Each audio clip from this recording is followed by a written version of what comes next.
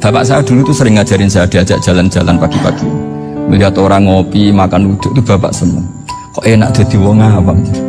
Ngene esuk-esuk nyemak bocah kesel kabeh kono enak ngopi rokokan. Bapak kadang iri sama orang awam itu iri. Sudah gitu berharap masuk surga kan enak sudah gitu. Tahu-tahu mati, tidak tahu ke surga apa ke neraka ya tidak tahu. Jadi nah, orang dulu itu orang yang bisa mensederhanakan dunia. Sehingga ya sudah cara bahagia. Makanya saya alhamdulillah saya ini kerjasama sama UII sama beberapa kampus.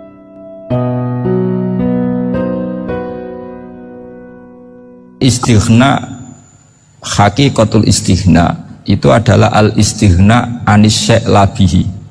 Jadi pemenuhan kebutuhan yang sebenarnya adalah kita berusaha menghindari sebanyak mungkin kebutuhan yang sekunder yang nggak penting, bukan memenuhi semua yang kita inginkan.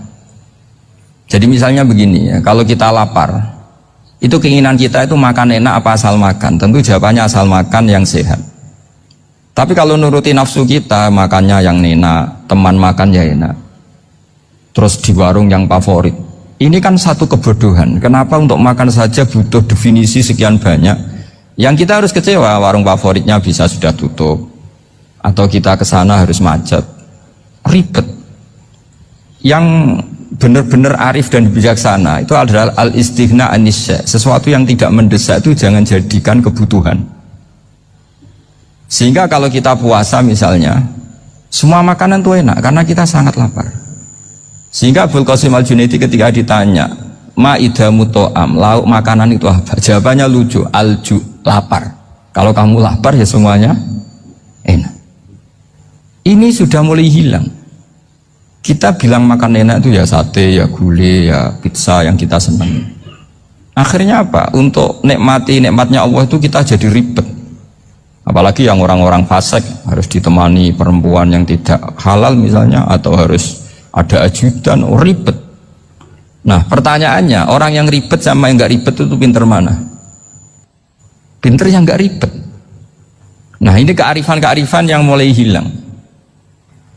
Lalu siapa yang bisa mewarisi itu? Ya ulama. Jadi ulama itu cara berpikir sebenarnya simple.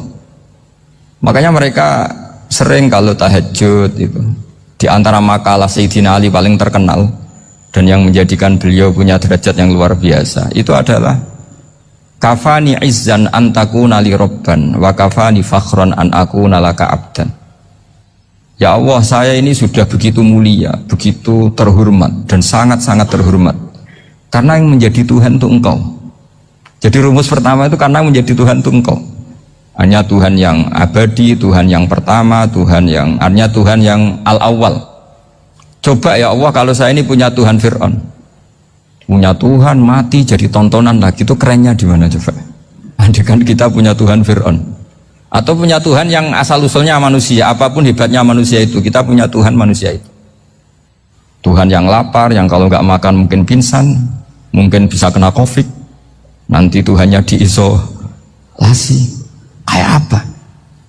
Makanya ketika Tuhan Allah menyindir ketuhanan selain Allah itu, Allah hanya menyindir dengan kalimat sederhana, karena yakulani to'am, yang kamu tuhankan itu masih makan. Artinya kalau nggak makan ya lemes. Jadi lama-lama ada orang gini, alhamdulillah tadi Tuhan mampir ke saya, kelihatannya lapar, setelah tak kasih makan sehat lagi. Susah nggak punya Tuhan yang seperti itu. Beda dengan Tuhan kita. Tuhan yang nggak butuh makan, nggak butuh minum, al-qayyum, zat yang berdiri sendiri tanpa butuh yang lain, al-awwal. Sebelum ada langit bumi sudah ada Tuhan kita yaitu Allah. Bandingkan dengan Tuhan-Tuhan yang dipertuhan yang lain, yang adanya setelah bumi, misalnya Fir'aun dan sebagainya. Sehingga Sayyidina Ali pertama jadi kebanggaan apa? Kafani izzan antakuna li robban. Saya ini keren betul karena punya Tuhan yaitu Engkau. Tuhan yang lahul asma'ul husna, Tuhan yang semuanya punya kebaikan, punya keabadian, punya keagungan. Terus wa kafani fakhron an akuna laka abdan, dan saya bangga sekali karena saya menjadi hambamu. Kalau saya jadi hambanya Pak Rektor ribet kan, sudah tak hormati ternyata nanti tidak rektor, ya kan ribet kan. Terus pokoknya ribet, jadi budaknya manusia itu ribet. Makanya ada seorang wali datang ke temannya yang jadi presiden atau jadi raja. Datang ke situ karena tidak punya uang, mau minta uang karena temannya raja. Setelah sampai sana ternyata temannya ini karena orang soleh pas berdoa, ya Allah saya minta ini, minta ini, minta ini. Terus si wali tadi pulang. Tanya, kenapa kamu pulang? Ternyata dia sama, masih minta-minta kayak saya. Jadi sederhana dia. Sama-sama minta kamu, minta zat yang kamu mintain katanya. Jadi dulu itu orang itu sebegitu dekat dengan Allah. Sehingga si raja ini terus ketemu wali tadi tanya, kenapa kamu menyepelekan saya padahal sekarang saya raja? Terus ditanya sama wali tadi, karena temannya, kalau kamu di padang pasir tidak bisa minum dan harus minum 1 gelas, dengan ongkos kamu harus mengasihkan semua kerajaan kamu demi minuman itu. Pilih mana, minuman apa tetap jadi raja? Ya saya milih bisa minum. Saya tidak raja tetap hidup, tapi kalau nggak minum mati. Bagaimana Anda bangga dengan satu kerajaan sing la yusawi kak samain, yang tidak sama dengan segelas air.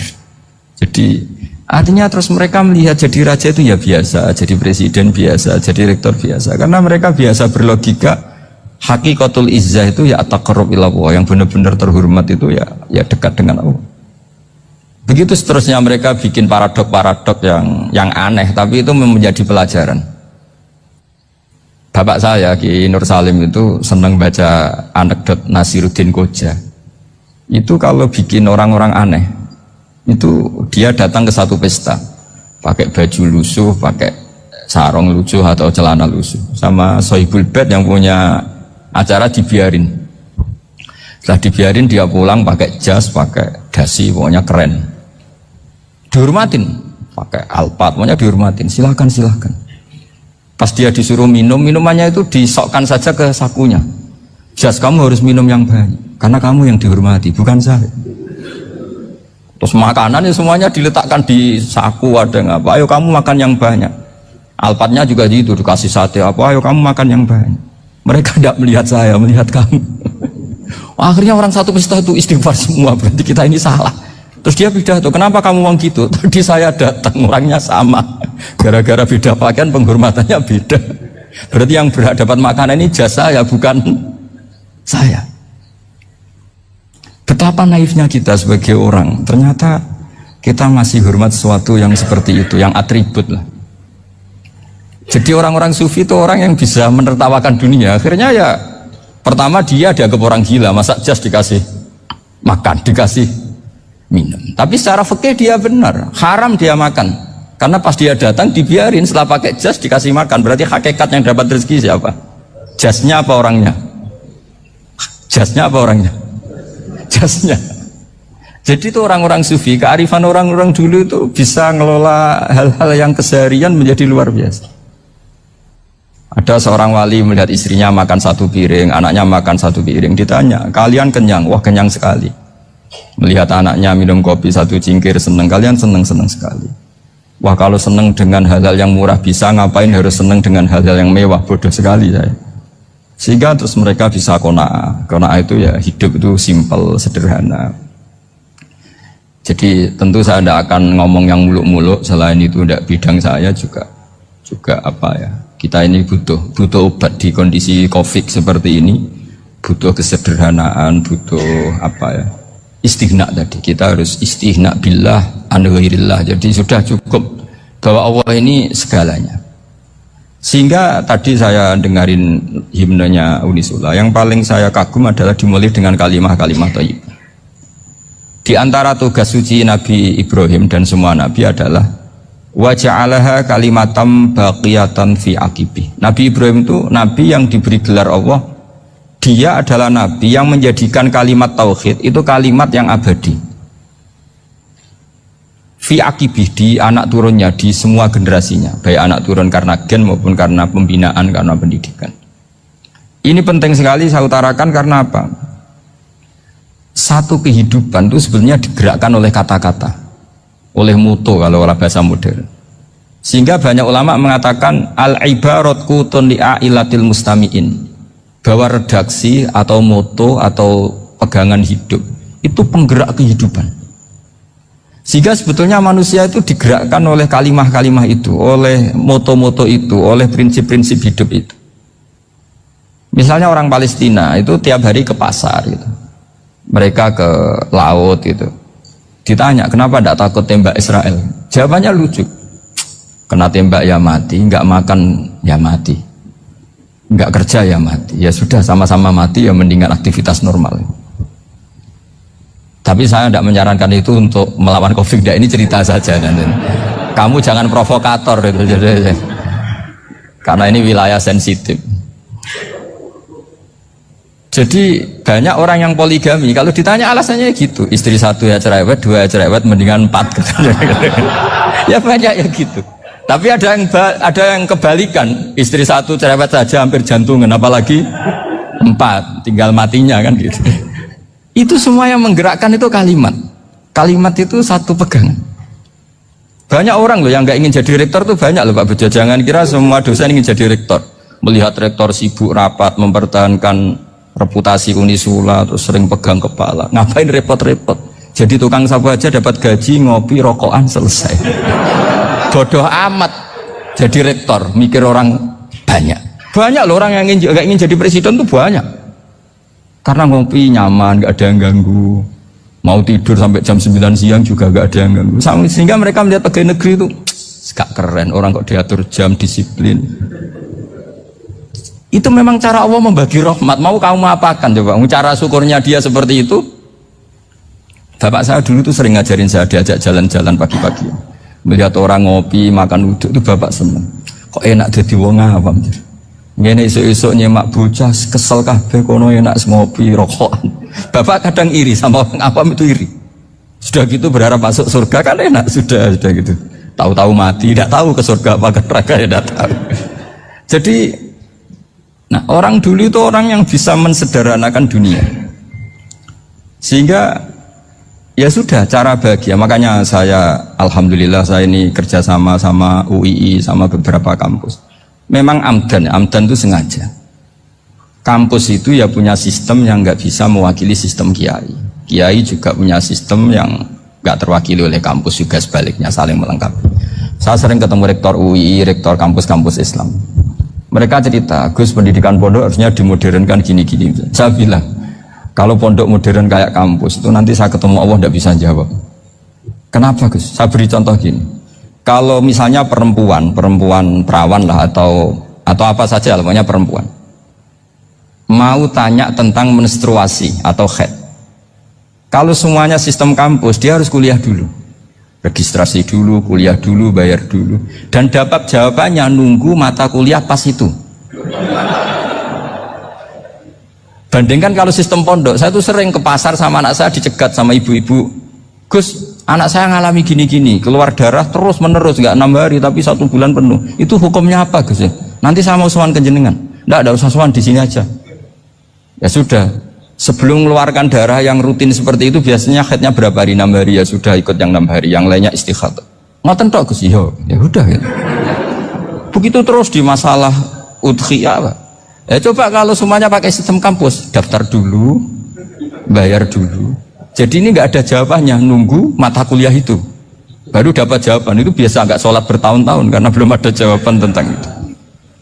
Nah itu kalau misalnya orang mati, tahunya cara apa memulasara jenazah itu nunggu kuliah dulu, pas mata pelajaran itu dulu, baru menangani orang mati. Berarti orang mati itu tergeledak semua. Tapi kalau kiai kan enggak. Kesini orang mati terbakar, kalau dimandiin malah badannya copot-copot, itu gimana hukumnya? Ini ada orang mati Gus Kendat, ini disolati apa enggak? Ada orang mati apa itu oplosan ya, itu disolati enggak? Soal sering ditanya gitu. Gak usah registrasi Pak Rektor, gak usah registrasi, gak usah daftar, gak usah seminar. Makanya kalau orang kampus wani kiai itu ya kualat tenang itu, karena ini yang on time ya. Tapi pondok seperti saya ya ikrar seikrar-ikrarnya. Pentingnya kampus karena melatih efisiensi waktu, disiplin, tata kelola manajemen, sehingga kita hormat. Tapi tadi kita harus saling melengkapi, sehingga saya tunjukkan ke publik bahwa saya hormat sekali sama polisi, sama tentara. Coba kita bisa apa ngadepi bandar narkoba kalau tidak polisi? Bisa apa coba menjaga NKRI kalau nggak tentara? Itu juga ya sudahlah, kita memang fa inna yadallahi ma'al jamaah, kita berkah itu kalau bersama-sama. Tidak bisa kita sendiri. Nah lalu orang kayak saya itu ya beberapa kali sebetulnya saya itu ditawanin jadi dokter honoris causa apa. Kekhawatiran saya satu Pak Bejo, takut pas nggak punya uang. Itu dokter gak ada duit kan gak pantas gitu. Jadi repot gitu, daripada beban lah sudah lah, nggak usah dokter. Jadi kalau nggak punya uang ya pantas, terus kalau ngebis ya pantas. Suatu saat kalau mati nggak ada yang hadir ya pantas, nggak dokter gitu. Kalau sudah dokter kok masuk neraka, dokter kok masuk neraka, kayaknya apalagi rektor kampus Islam kok masuk neraka itu kan kok kayak agak pas itu. Misalnya rektor Unisiola ditanya Mungkar Nakir nggak bisa kan kayak gimana gitu.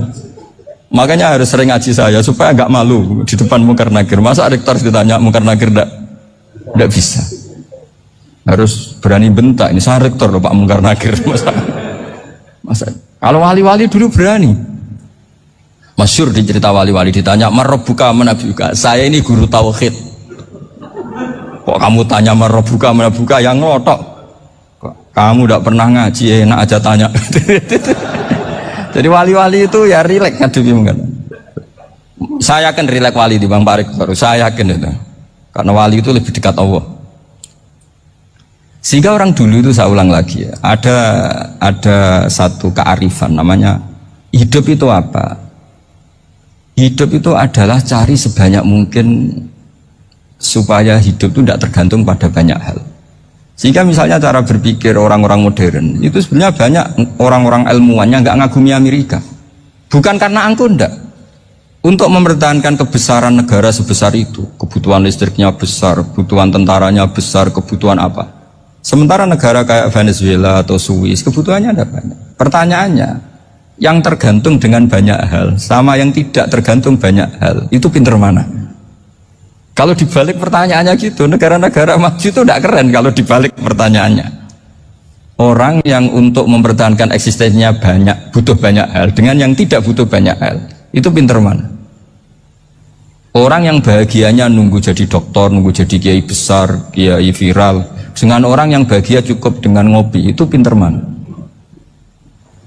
Tapi kalau dibalik pertanyaannya, orang yang tahunya nikmat hanya kopi dengan nikmat yang banyak, pinter mana? Makanya Mbah Mun tuh kalau guyon itu lucu. Aku ikut saake ambek wong desa sing mlebu swarga. Saya dulu eskal mlebu swarga kok disakeni. Akhirnya beliau memberi penjelasan. Wong desa iku roe pakanan enak, iku mau kopi mbek uduk. Lah swarga iku mau nuruti sing dikarepno.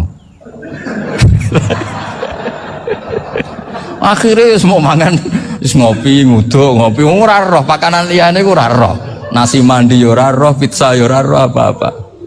Terus saya bilang, wah lah niku nak nganti selera tentang wanita cantik. Iku juga sederhana. Rodok pesek ya wis cantik, rodok ireng ya wis. Apa bidadarinya seperti itu karena saking enggak pengalamannya. Jadi surga itu kan nuruti apa yang diinginkan. Kira-kira keinginan orang kampung kalau di surga itu apa coba? Makanan apa coba? Ya, mana senangnya ketemel gemblong itu. Nah, artinya malaikat lebih suka nangani surganya orang-orang kampung timbang Pak Rektor. Ini sudah ribet ini. Makanan apa saja sudah harus dicoba. Terus kalau di mall tahu orang macam-macam, seleranya macam-macam pasti. Enak mana kalau sampai jadi malaikat pelayan surga? Suka ngelayani orang kampung apa yang orang kota? Orang kampung kan? Jadi ya itu guyon ya, guyon tapi itu menjadi pikiran kita bahwa orang yang banyak kebutuhan itu sebetulnya banyak kebodohannya karena menggantungkan kebahagiaannya dengan banyak hal. Makanya Imam Syafi'i ngendikan istighna itu apa? Al istighna anisya'i, yang dikatakan kecukupan adalah berusaha sebanyak mungkin banyak hal tidak kamu butuhkan, bukan memenuhi semua kebutuhan kamu karena nafsu kamu ini tidak ada batasnya gitu. Kalau kamu penuhin nggak akan selesai. Itu ada perempuan yang kurang cantik itu minta doa saya, Gus doain suami saya kaya, terus tak guyonin, terus nggak minta. Kalau suami kamu kaya, yang pertama dirubah itu apa? Rumah supaya rumah saya bagus. Kedua apa? Mobil supaya mobil saya bagus. Nanti yang dievaluasi itu kamu. Mobil bagus, Alphard, rumah mewah, istrinya kamu pasti itu dievaluasi. Langsung enggak usah. Sudah gini aja kan. Jadi pertama yang dievaluasi itu kaya itu, coba kalau suami kaya itu yang dievaluasi pertama rumah ya, rumah ganti. Setelah itu apa? Mobil. Kira-kira berikutnya akhirnya sudah nggak jadi. Nabi Ibrahim itu pernah minta umur panjang, keren umur panjang. Sama Allah nggak dijawab.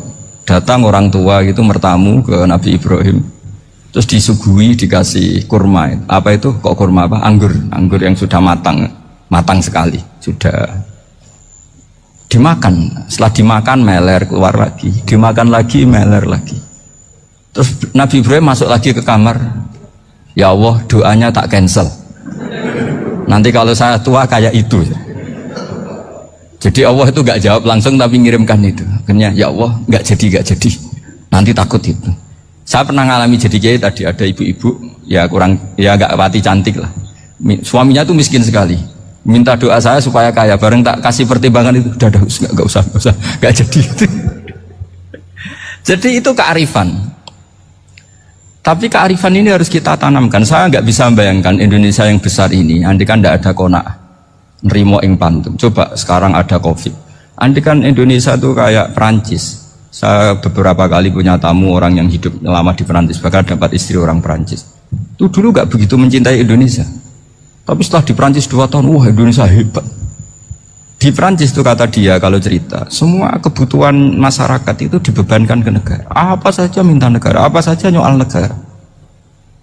Sementara Indonesia, coba kalau Indonesia mengalami seperti ini kok tidak ada konaan rimo ing pantum, bisa kios Indonesia. Orang miskin nyalahkan negara, kelaparan nyalahkan negara, apa saja. Tapi barokahnya dididik kiai, jogeman nyalahno wong liya.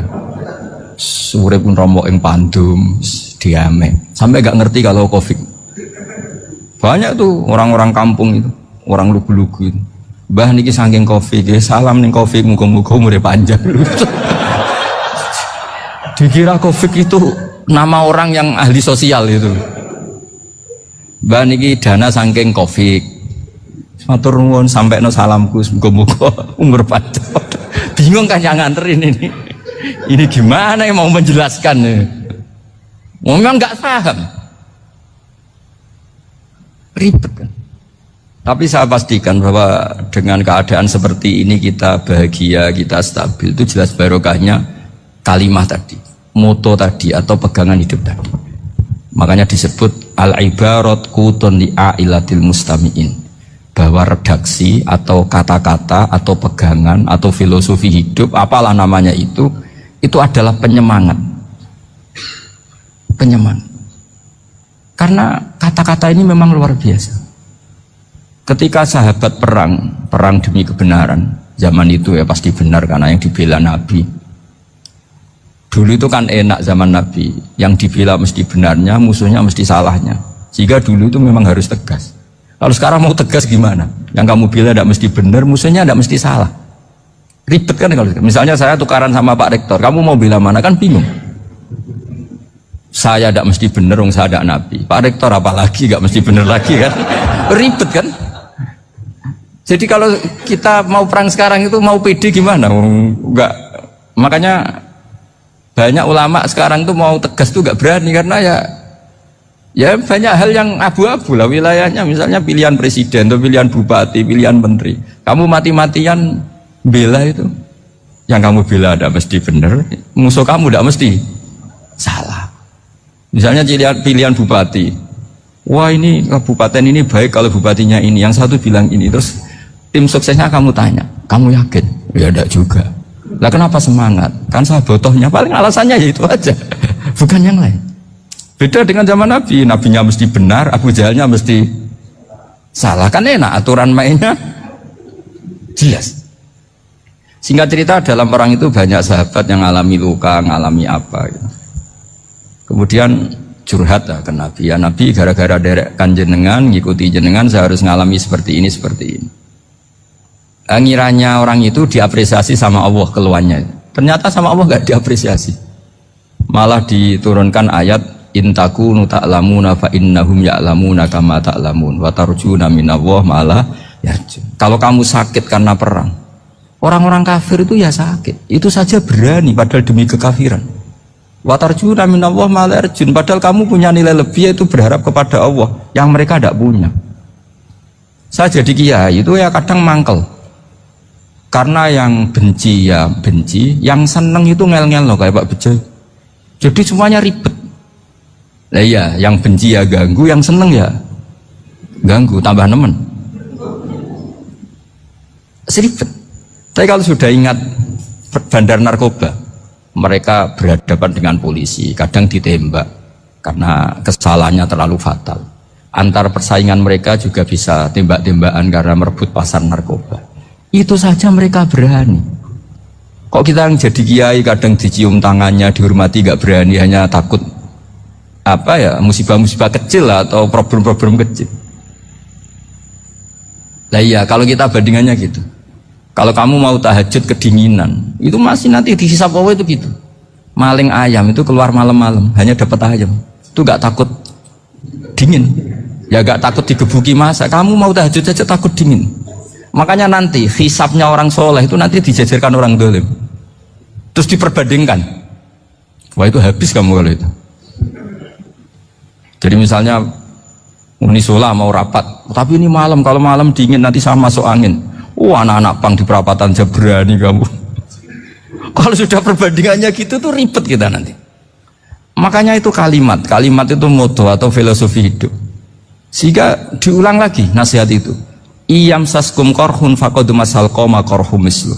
Kalau kamu kena luka, orang-orang yang nggak benar juga akan kena luka. Itu aja berani demi ketidakbenaran. Masa kamu demi kebenaran nggak berani?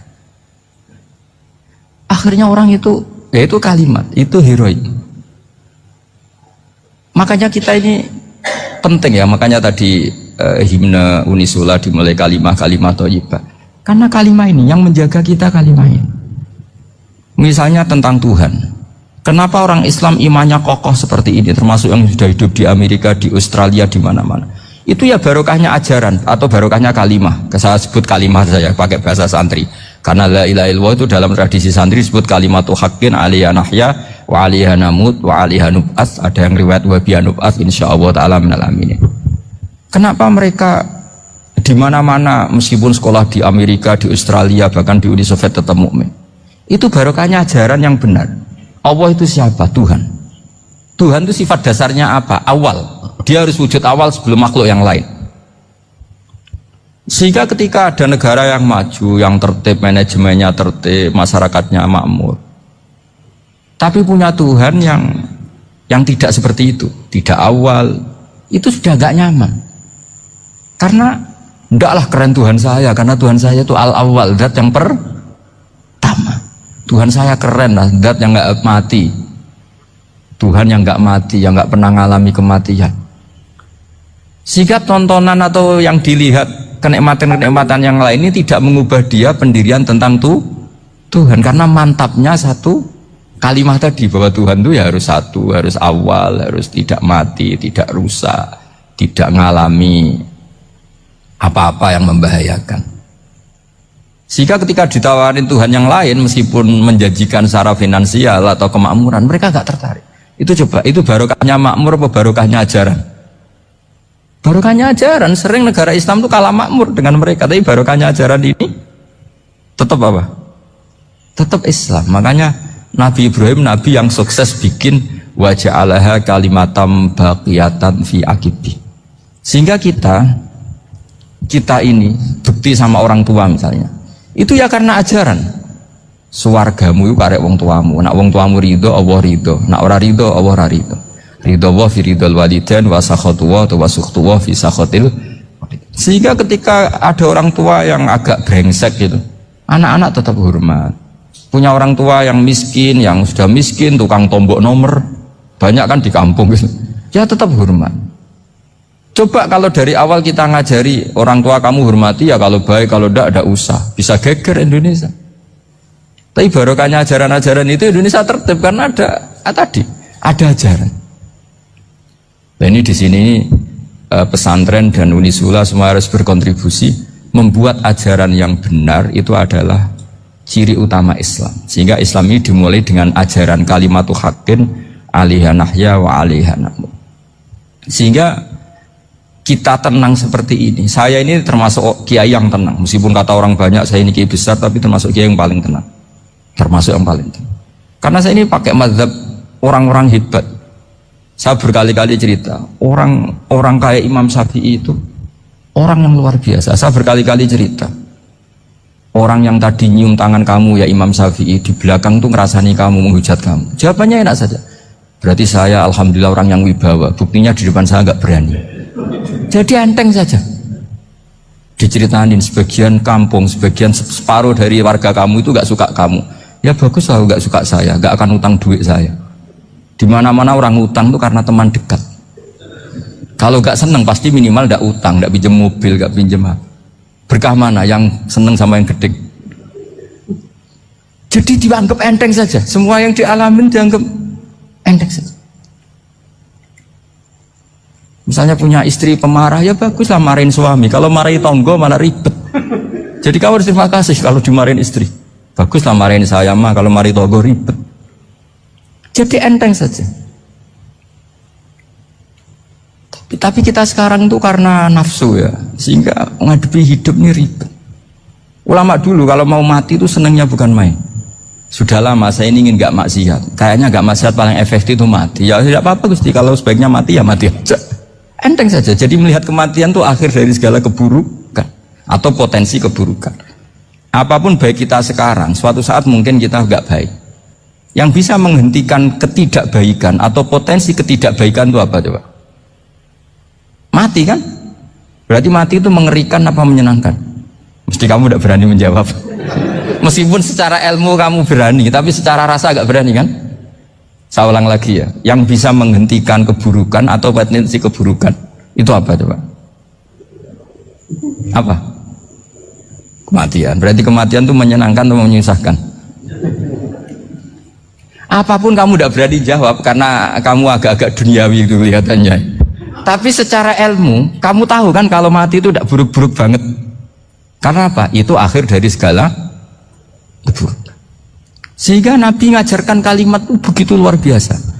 Allahumma ahyini maka natil hayatu khairan li wa tawaffani maka natil wafatu khairan li. Nabi melihat dunia itu begitu indah. Ya Allah, kalau saya ini hidup, anggap saja hidup ini ziyadatan li fi kulli khairin, menjadi modal saya menambah segala kebaikan. Jika suatu saat saya mati, anggap mawon rohatan li min kulli syarrin, itu akhir dari segala keburukan saya. Sehingga mati hidup ya baik karena di situ kita bisa berkontribusi beramal soleh. Mati juga baik karena mengakhiri segala keburukan. Nabi nate ngendikan lagi, ajaban li amril mu'mini inna amrahu kullahu khair. Orang mukmin itu mengagumkan, semuanya baik. In asobathu na'ma syakara fakana khairan lah. Kalau baru dapat nikmat, dia syukur, maka itu baik. Wa in asobatu dorro sobaro, kalau dapat masalah mereka sabar, itu juga baik. Sehingga orang mukmin dua sisinya pasti baik. Itu juga kalimat, maksudnya moto atau pegangan hidup. Nah berikut ini saya beri contoh, ini kenangan saya, ini contoh terakhir. Masalah jadi orang terkenal maupun tidak. Di sini dicontohkan Imam Ghazali di halaman 367 di kitab saya 367, juznya 3 di kitab Ihya Ulumuddin. Di sini beliau cerita betapa untuk menjaga ikhlas sebaiknya orang itu tidak terkenal, tidak syuhrah, tidak terkenal. Oke, itu kita sepakat ya, karena kalau terkenal mungkin orang dipaksa publik dengan tanda kutip untuk selalu berbuat baik, tapi karena jaim lah, jaga image atau apa. Tapi ketika dibalik pertanyaannya, kamu rela yang terkenal itu orang nggak benar, sementara yang orang benar itu nggak terkenal. Lalu masyarakat taunya yang tidak benar. Kalau pertanyaannya dibalik gitu, orang baik wajib terkenal enggak? Kalau pertanyaannya dibalik seperti itu, dokter yang benar tidak terkenal, yang malpraktek terkenal. Kamu ingin kondisi seperti itu? Gak ingin kan? Kampus yang bagus gak terkenal, kampus yang bagus gak terkenal, yang gak bagus. Nah, artinya apa? Gara-gara olah kata, olah pikiran, ini logika jadi rubah. Lagi-lagi apa jawaban itu ada di kata-kata sebetulnya. Makanya bab-bab seperti ini tidak usahlah kita berdebat, berpolemik. Sebaiknya orang itu humul, menutup diri. Apa sebaiknya orang terkenal itu nggak perlu seperti itu. Sudah terserah Tuhan saja. Makanya saya mulai dulu ngaji sampai sekarang itu ya tidak punya apa tadi, punya ikon tertentu atau punya website tertentu, enggak. Sudah terserah pangeran. Sudah saya juga tidak sok suci materialistik atau enggak, ya tidak mikir saya. Bukan apa-apa ya, karena saya ini kiai, jadi biasa urusannya sama Allah, tidak sama makhluk. Jadi pusing kalau sama sarah-sarahnya makhluk itu pusing. Meskipun rektor kalau nasihati saya pasti tidak saya terima, itu tetap makhluk, itu sudah ada ngefek kalau saya itu sudah ada itu.